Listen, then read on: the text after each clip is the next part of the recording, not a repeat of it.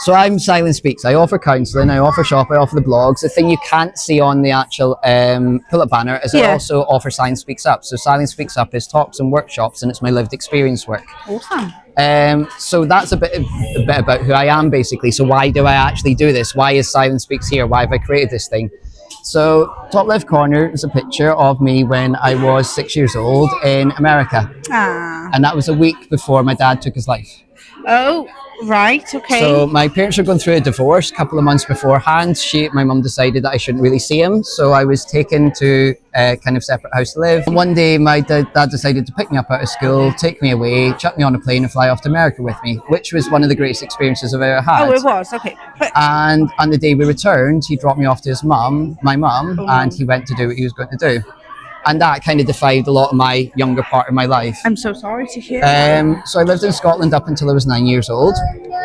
Had a fairly kind of like okay upbringing, was okay in school and things like that. But at 9, I moved over to Ireland, and unbeknown to my mum, she needed a change, but that kind of started to derail me a little bit. By 11 years old, this is a picture of me and my cute little dimples sitting in my first day of high school ready to go. And the right hand side of that is the criminal record I just picked up from a police station for causing £2,000 worth of vandalism damage at a local quarry. Oh, what a plot twist. On the top, you had a nicely presented, fully functioning little kid, but below you had somebody that just wasn't understood. I had a lot of problems to do with shame, anger, guilt, and a lot of things that I just really couldn't process and deal with. Yeah. And what that led to was a life of crime between 13 and 16. I got in and out of trouble with police. That was 11 years old. By 13, I started taking soft drugs. And by 16, them things kind of mixed to the point I went from being a prospected grade A student that should have been getting all A's to coming out of high school with a B, a C, and everything else was D's. Like everything kind of fell apart.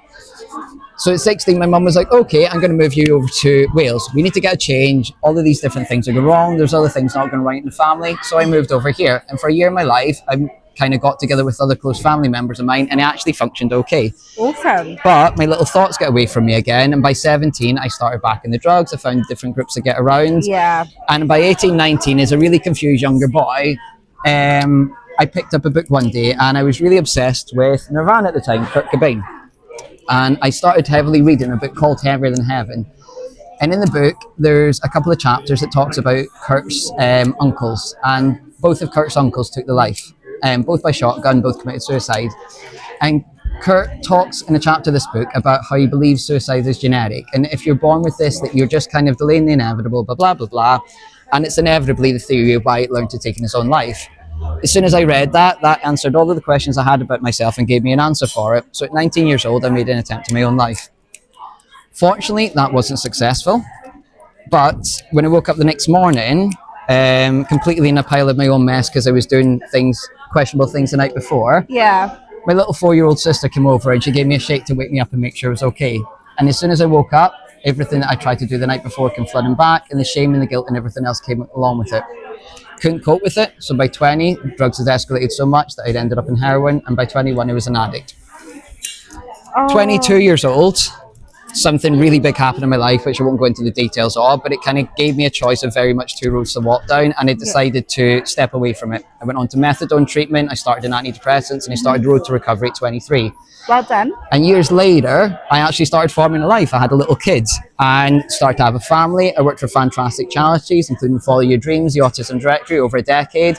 And I started to build my life up in roles where I could actually progress within the places I was working. But underneath it all, there's still all these unanswered things in this past that hadn't been really kind of put to rest. And when my son was 6, the same as when I was 6, in a very similar kind of turn of events, had a breakdown, a family breakdown, and my son and his mother ended up parting ways. So I found myself back in a similar situation where I'm now a single dad. I've now got a 6-year-old. His mother has left me. I'm in this lonely, isolated position. I'm just like my dad. What am I going to do? And I started to go down that road again. And finally, I decided I'm not having these thoughts. I'm not having these feelings. I don't want to have this one more time. So I signed up to the NHS, waited in a waiting list, which at the time was 6 months for therapy. And during that time, I walked, I talked, I fidgeted, I done anything I could to get outside of my own mind. I got onto therapy. I had 6 sessions of counselling. I bared my life, and I was finally like, I'm done. I don't want to do this anymore. Like, fix me. And for 6 sessions, I was the most honest I ever was, and I can genuinely say it worked. It completely kind of changed and turned it around. Okay. So I went and I started studying my counselling skills at college. I'd done that for a year. I trained as an NLP practitioner. I'd done everything I could outside of university to train as a counsellor, but I had to go to uni to do it. I didn't have the guts to leave my job. I didn't really want to walk away. I had a mortgage and all this thing weighing on it. But then 2021 hit and we had COVID and we had a lockdown and mass redundancies were made. So I got made redundant from this wonderful charity. I went to university, and after being the first of my family to actually go to university, I walked out 4 years later with a first class honours degree at the top of my class. Well done. That's And I've amazing. now put together Silence Speaks, which is this business and this thing I run. So I do offer counselling services, and I'm very proud of that, and that's what I do. Yeah, you should be. What a 360. What I'm trying to do outside of that is I do a lot of lived experience work now. So I work with groups around addiction, I work with groups around suicide, I work with groups around men's mental health, and I try to kind of facilitate conversations, environments where we can have some really difficult and challenging conversations. Yeah. And that's probably the proudest part of my business and what I've set up so far. You should be. What a journey. You got such. Oh, you are so. Like, genuinely, right? Nothing shuts me up, but you shut me up. Oh, I'm speechless. You're incredible. But You any should be part of really that proud story that yourself. relates to anybody, I can just say, like, at many times I thought it was over, at many times I was thinking of giving up, but when I finally got to there, like, this piece of paper didn't define me. That was the piece of paper that'll stand out on top. I bet that was such a lovely moment when you got that certificate. I bet you was, oh my God, I did it. Like, because that's how I felt when I Weird. passed my driving test. I was like, because I struggle with suicide and stuff like that, and so I was always told I couldn't do half of what I do now. And and it was the driving, because I wasn't allowed to drive for years, and when I finally passed it, I was like, I did it. I'm independent. I can't believe it. It was like, I know it's not a scholarship, but No, it's the meaning behind the thing. Yeah, it's like an achievement, isn't it? And it's like but I did it though. Everyone else said I couldn't. I did it. Yeah. It's not scholarship. Sorry. What is it? It's A degree. degree. Sorry. Yeah. You tell I haven't gone to school. But no, it's the same thing. Like, what that symbolised to you is independence. Yeah. Like, what this symbolised to me was almost like kind of, I've made it, like the other side of recovery, the other side of that big story. Like, I'm finally here and I've got that. So it wasn't so much about achieving something for myself. It was just more like I've kind of overcome this years of what's going on, sort of thing. So, and now you can help people like others helped you. Yeah. Which is like, I'm not really funny. How could you not be so proud of yourself? Like, that takes years of dedication. So I was working, there was a wonderful documentary it premiered last week in Cardiff called The White Elephant in the Room. It was put together by somebody called the Co-Alkalines, so a local kick. And that looks at coethylene, which is a chemical in the body that's created when cocaine's mixed with alcohol. Okay, cocaine with alcohol. Cocaine with alcohol. Right, When you mix the two things together, it creates coethylene. I'm so sorry. It's okay. Coethylene increases suicide risk by 2.6%, up to 2.5 times. It's part of a documentary last week. So you were part of it? Well, it'd been going for 6 years. I just helped promote it at the end. I dressed up in a white morph suit and run around dressed as an elephant for a week, talking about like really awkward subjects to do with addiction and things. But the idea is I love that the idea of you running around like a white elephant. but it's the idea of the white elephant in the room. It's the thing that goes on in every bloody Witherspoons, every rugby club, and everything around here that we don't want to talk about. It's the people that go to the bathroom to have a couple of bumps in between while they're having a drink. Oh, right, yeah. And we know what goes on. We know the people that do it, and unfortunately, some of them people don't make it when they've had a really tough time. And what the documentary uncovered is, after 6 years of spending a lot of time researching with the University of South Wales and the massive team they had behind it, was there's actually a massive problem to do with when you introduce both chemicals. Now, alcohol's a depressant, cocaine's a stimulant. All right, so it would stimulate depression then, wouldn't it? Yeah, so if you take alcohol, it makes you cheery at first, but then you're kind of like, If you take that cocaine, vomph, your mind's gone and everything else. Now, depending on when you mix them two ingredients. Yeah. So I'm trying to paint a picture in my head. Sorry. Yeah. Depending when you mix them two ingredients, they will have a different effect. They create a different chemical within the body. So if I drink and then I wait for 6 hours and I have a line, a lot of that alcohol is going to be out of my system.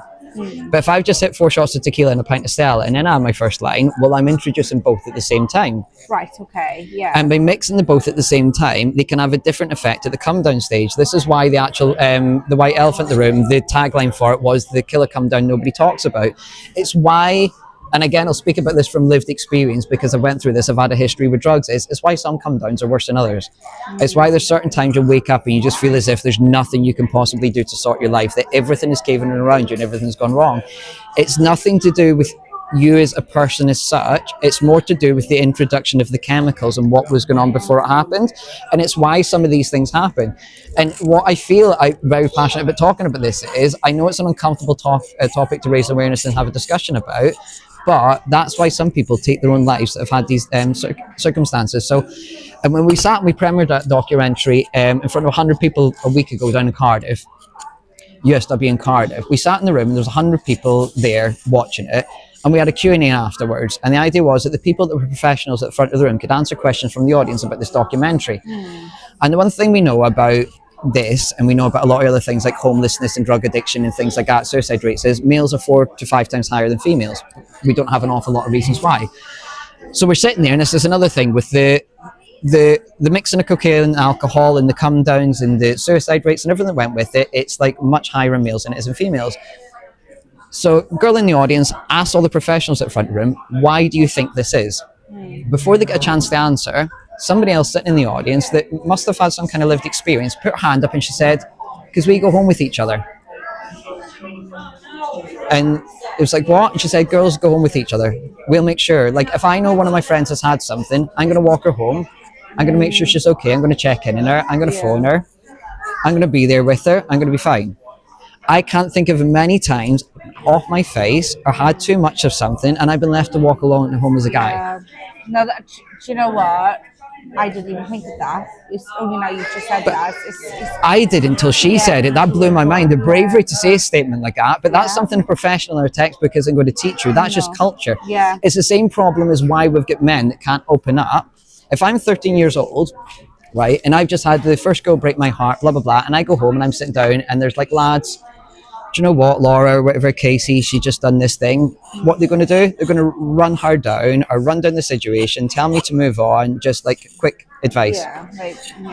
I grew up in a full female household, again, based on my history. I used to listen to my sisters if something like that happened, have 4 friends come around, grab a couple of cans of Ben and Jerry's, have Mean Girls, and then whatever else is going on, have 3-4 movies and talk about the breakup and talk about what happened and process their feelings and process their emotions.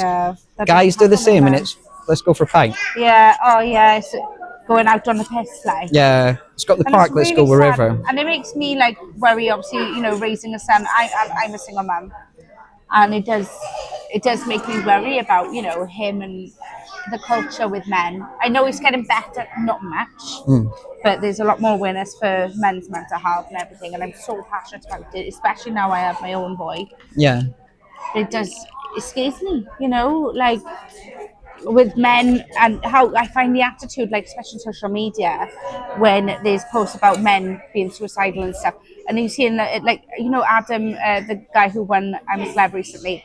So obviously he was bullied in the jungle, and then like there's lots of comments from men specifically saying, grow up, get a grip, you stop crying now, you're a girl, or something like that, degrading and referring it to being kind of like, even though it's not. And it's like, it's just sad that like men still look at it as weak, even though we have that kind of, we do have that, but I think that's something again that's like widely female. You just have to look at Caroline Flack or look at Love Island. Like women are quite, the thing about guys and girls, and it's like a massively distinguishing difference, and I learned this early on in psychology, is like if a guy's got a problem with a guy, he walks into place and punches him. If a girl's got a problem with a girl, she rips apart her character. It's character defamation. So and she takes time with it as well. She will take time, careful, calculated, and the same person ends up looking crazy in the situation. So it can go like that, but it's a very different way we then deal with aggression and we manage aggression. Do you know what I mean? So with a guy, but again, to open people's eyes to things, if I'm 13, 15, 17 years old and I come into the house and I go, Mum, that kid across the road took my ball, what should I do? What am I told? get over it. Or oh no, punch him. Yeah, go Yeah. take it back. Yeah, go punch him. Okay. Yeah. Why are the highest demographics of homeless people, people in prison, dropouts from school, all of the traits that are off the scale linked with aggression, males? I can't punch somebody and take my ball back at 19 or 21. That gets me in prison, that gets me in the street. So why are boys taught to do that then? Yeah, like why? Well, it's deeper. Like you're saying, like bullying's part of a boy's culture. Not so much with girls. Girls, it's like a part of ripping each other apart. Guys, it's culture. It's football. If you get a really pretty girlfriend, I'm going to bully you because she's really pretty. If you're kind of doing really well in sport, I'm going to bully you. But it's hazing. It's a bit in jest. Yeah. But that's part. It's been part of guy culture for a very, very long time. So it's kind of to say, well, we're not going to do bullying. It's like, well, I can't wind my. When does that start? How early does it go? Yeah. So it's kind of like, I think bullying is a difficult thing because there's outright bullying. There's basic bullying, but there's also like hazing and rugby club banter and things like that. Yeah. We can't tell the guys like, do you know what? You're being mean, because some guys want that. Some guys, it's a really good environment to get them wrapped up in everything else. Definitely. What I'm saying by that is I'm not saying bullying's right, but I'm saying this is the nuance of the conversation, how difficult it is to have it. Yeah. Yeah. But I do completely hear what you're saying, that it's like, when somebody says, I am going to open up, we're in a society that says men should open up more. Man opens up more, everybody shuts them down. That's kind of supposed and it's really sad. It's really, there's the men's mental health is a group, a men's walk and talk or something. Yeah. And I think they're like incredible. I think more people like them, I wish were in the community, because I think it would really change. Yeah. Or at least help.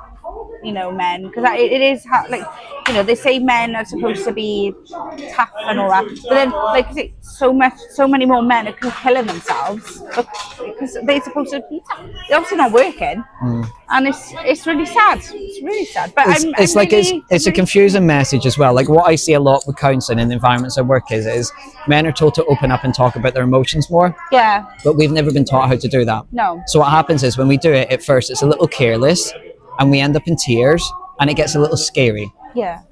Yeah. And what happens is women run away from that.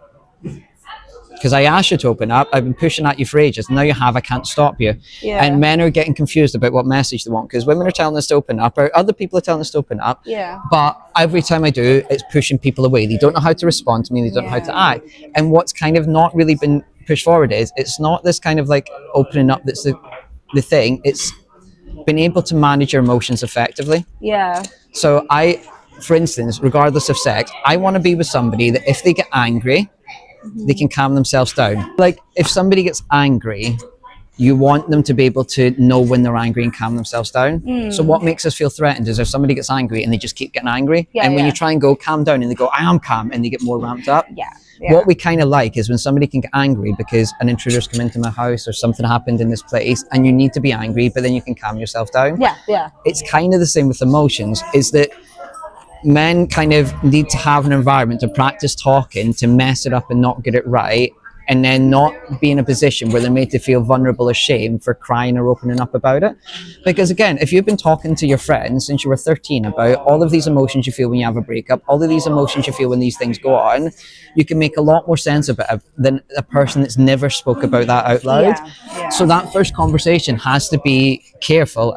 Like if you laugh at that person, they're not going to open up again. No. That has to be non-judgmental. It has to be the things that we kind of like taught to kind of produce and practice as counsellors, but they have to have a space where you can be listened and outed, and again where people can cry and they're supported, they're not actually shunned or shut down, because you're going to say some really stupid shit. You are. And it's going to sound like the one thing again about suicide, like I do a lot of work with high-risk clients, and suicide talk can be quite scary to some therapists, but it's the grandeur that people use when they make the statements, but when you break down the statements, they're actually a bit easier to understand. And what people say is things like, I just don't know how to cope anymore. I just want to end it all. This is all too much.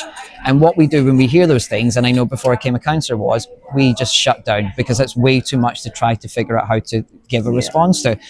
But what I do as a counsellor is, what's too much? We go on to get away from, and you start to kind of unpick that. But it's a very long, drawn out conversation to get that person to get there. And this is, I mean, it's like, I do believe that men want that. I can see there's groups that are coming about that are offering that, but I do think that we're kind of misunderstood to an extent. And you can keep giving us spaces and telling us to come to parks and go for walks, but unless people really understand what we've been through, but how we can also connect, and Oh, well, honestly, I think you're really inspiring, and I think you're one of the good guys, and someone can, guys can look up to. I don't think you've got anything to worry about. I was raised by mum and 3 sisters. I've not had a male around in my life for an awful long time, so I turned into me. Yeah, and you are incredible.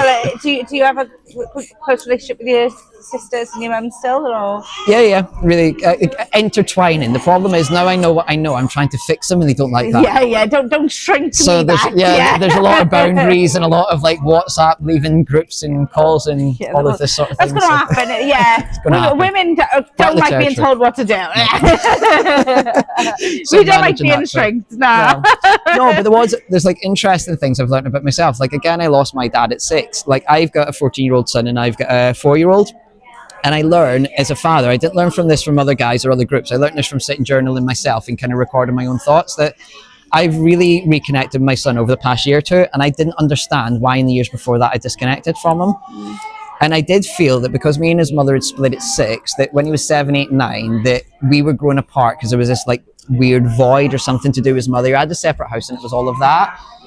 And it was only really over the past year or two when he started to learn to shave again and different stuff I've been able to get involved in that I realised that I didn't have a dad after 6. And I've not grown up surrounded by uncles or brothers or anybody that showed me how to really kind of like do something. Okay, so you didn't have other male figures? I just didn't know how the hell to have a 7 or 8-year-old because I never had a dad when I was 7 or 8. So like just again to kind of like depending much of this makes past edit, but if you've had an absence of these figures in your life and you can't figure out how to be that person, there's very much a reason for that. Like I massively now try to surround myself with mentors, with people that I can go to. It's not about having 500 blokes in my life. I need a good uncle. Yeah. I need a good. I'm a dad, I'm a stepdad, I'm a full-time dad, a part-time dad, an uncle, a brother, a son. Like quite often in situations in my family discussions, I'm wearing 3 hats at the same time. But I've no uncle or brother to go and ask for the experience from. Yeah. So I don't have that. So I've tried to fill my life with people that not so much I'll go to fix my problems, but I can look at and go, okay, you kind of figured it out and you've done it this way. Yeah. And I really, really struggled with that. Like I had this massive disconnect with my body, but I was like, it makes sense. I just didn't know how to father at that age. Yeah, and it's really sad, but I'm glad like you have a relationship with them now, or at least a better one.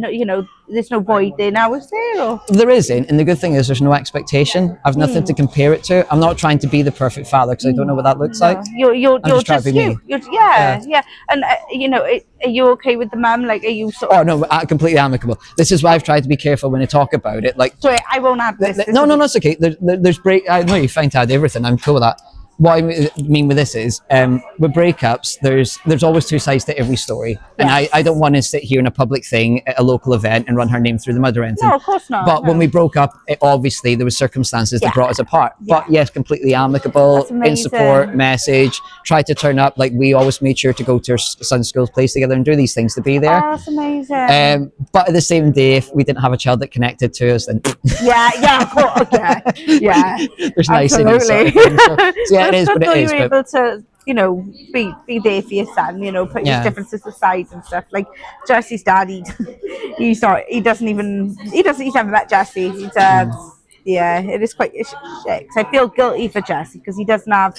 I'm estranged from my family. I don't have any contact with my side, so Jesse doesn't have family at all. It's just me. So it does suck, but it is what it is. No, but it does add like an extra layer to things. Like I went out with a bunch of friends for a night out a couple of weeks ago, and we spoke about how we haven't went out with our kids in like a year or something, like that sort of thing. So it's like having a social life for things when you are you haven't got a support network. Again, it's something that people don't really appreciate when you're kind of like. Yeah, no, I don't, because like I've been single 7 years in June, and like I can't date because I haven't got time. Why do I get emotional about it? But yeah, so it does get lonely. But like he's fine, like he's none the wiser, which is obviously that's what you want. Yeah, because you want your kids to be happy and not feel like they're missing something. But what are they missing? This is the thing. Like I beat myself up for years because I've never taken my son on a holiday to Spain. I've never seen him run around in the beach in the sand. I've never had that kind of freedom. but I craved that because my mum took me to Spain 3 times when I was a kid, and it was like some of the most biggest memories of my life, sort of thing. So you kind of want to live that. You wanted to do that, and if I don't do that, then I'm not as good as her. Like, it's how we kind of hold ourselves account to other things. So like, if my kid never gets to go to Disneyland America and stuff like that, I can have the best fun in the park around the corner. He's no expectation of going to Disneyland until I place that in his head, sort of thing. So I think we do it to ourselves more than anything, don't we? Yeah. It's very easy to do with Instagram and things around you, to go look at all these other lives, but also to compare to our past life where we did have a happy time, and we go, I can't give my kid this thing that I want to give them. But there's beauty in that. Again, it's the same as like I try to do, is like processing all of this difficult part of life and going, well, actually, look at all the optimism and the good life I've got around me and the great picture I can create for myself. Yeah. And kids, they change everything, don't they? Yeah. Like in the best ways, I think. Because without him, I probably wouldn't be here today. So, like, yeah, he's the best thing that's ever happened to me. I love him. Yeah. Amazing. And he's got that. This is the thing. He has that to kind of look up to and grow from, sort of thing. This is what I mean. It's like I didn't have a father, and I seen that as a big downside for a long part of my life. But I can now see all of the strengths that gave me by. So it's still a sad story, but it's made you who you are. Yeah. You know, and like when I look at my history, like it was, but you know, I wouldn't be who I am now without that trauma. You know, I could be really stuck up and entitled, but I'm not. I have no ego, and it's like, and all I want to do is help people and stuff. And like, I think I like that part of me. Yeah. I like that. I want to be involved in the community rather than like, I don't know, working a big city job or something. Although the money would be nice. Yeah. To be honest, like I'm a nail centre, but it's fine. I like who I am. All this is amazing. I really like. I've taken to it. I am. Yeah. So I will be in contact. Yeah, I need it. Keep chatting to your son. My mum is an absolute beautiful lady, wonderful mother. She just wrote a book in a poem she had published that I helped her get published. So she's now a registered author. She's an incredible person, unauthorized author. But she was at a time where you didn't really know how to deal with mental health. And when my father passed away, I shut down. And because there was so much going on and she was so overwhelmed and there's so much happening around her, I was just left in a room for a couple of days to figure it out. Like, nobody knew how to approach the kid that had just been flown back from America, that still had jet lag, still talking about coming off that plane, and now he's kind of alone in a room. Nobody wanted to come in the room and sit with me at 6 years old. That's really sad. When I committed this, my criminal record, the police were great. They weren't going to keep us in the police cell, but we're 11 years old. So what they've done is they put us all in holding cells, told our parents to leave us for a couple of hours and then come pick us up. They then told us we weren't going home for the night. And I listened to my friends one by one slowly break down and start crying because everybody thought they were going to spend the night in the cell. But it was good. One of them kids ended up back in prison in later life. The other three of us sorted it out. Yeah. That was a very, very good lesson. My mother was the last one to turn up. She was a single mum, so she couldn't just have somebody watch the kids. This was late at night. She had to get a sitter. She had to run down to the police station, finally pick me up. Afterwards, she awarded me. She had done a bunch of stuff or whatever, but I didn't find out until later in life how important this was, and it made me sad listening to hearing her saying this, but I know she never done it to hurt me. Is when I picked up from the police station that day, I remember sitting, watching every other kid getting walked through the car park and hearing them fucking scream, hearing them being shouted at, hearing everything their parents were putting them through, and I was like, oh God, that's going to be me next. Yeah. That's me next, that's me next. When my mum came, she didn't make eye contact with me. She didn't talk to me. I got in the back seat of the car, wouldn't even sit up front with her. And for 2 days, she just left me to sit in silence and think about what I'd done. I think I would have preferred being shouted at, to be honest. I want to be screamed at. Yeah. And this is what kind of happened. This is why my thing is silence speaks. That's where the name came from. Was at the times in my life where I needed somebody to talk to, I was left in silence to figure it out. Yeah. And what I found after my years and years of counselling is that the longer you leave somebody to try and figure out something externally that's happened and don't make sense that it's happened in the external world, the more they'll internalize that thing. There must be something to do with me. Definitely. Yeah. I attract bad things happen to me. And at times in my life where somebody could have explained that I wasn't a bad person, that I just done this bad thing, I was kind of left in silence. So it was speaking up. So with advice, and again, I know it's kind of hitting a heartstring, is as long as any time your little boy turns around to you and says, Mom, I'm scared, I'm confused, I'm this, you sit with them and you give them the best advice you can. It doesn't have to be perfect. It doesn't have to be from a textbook, professional, anything. You just sit and you rationalize and you understand, and you're doing everything that all of my training has told me to do. And that's ultimately what it is. It's just sitting with people when they're really scared, when they're really confused, and letting them know that they're okay. Yeah. And Yeah. bad things happen in the world, but they're not a bad person. Yeah. And that bad things do happen in the world and they continue to happen to the world, but they're not a magnet for that. It's No. It's not them issue. yeah. But the less you see that, the less you have somebody sit to talk to you, more that kind of comes in, sort of thing. So, and that's again why I'm passionate about what I've done, is it took me so long to figure that out. It's like, it's not me, it's this place. Yeah. This place is scary, this place is anxiety inducing, this place doesn't understand me. I'm actually kind of okay. Yeah, yeah. No, I honestly, I think you're amazing. You're so inspiring. I think you're fabulous. So I'm so glad I met you. What's your name? My name's Stephen. Stephen. I'm Emma. Or Tank. Take it now. Well, thank you so much for talking to me. Yeah. You inspire me. Oh, yeah. But yeah, if you're going down the counselling route, do most rewarding job in the entire world.